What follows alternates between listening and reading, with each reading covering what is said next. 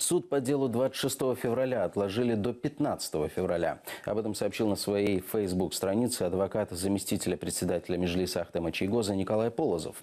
Он написал, что причиной стала госпитализация одного из подсудимых, Эскендера Кантемирова.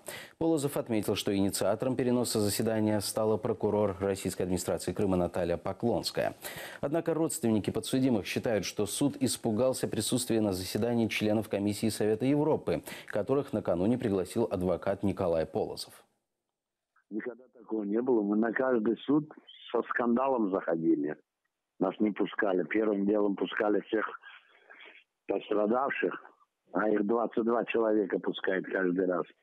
А в этот раз их совсем мало пустили. И нас начали с улицы людей приглашать. Проходите на суд, есть места. Да шашта халдах.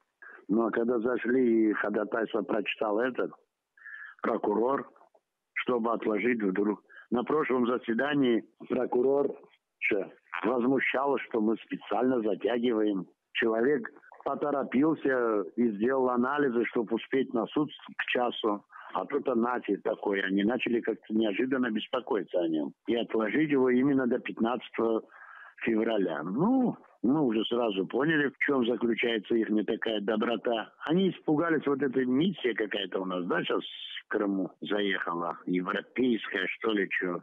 Адвокат Чийгоза Полозов их пригласил, видимо, в Фейсбуке на заседание суда. Они, скорее всего, испугались этого, что вдруг эта европейская миссия придет на суд.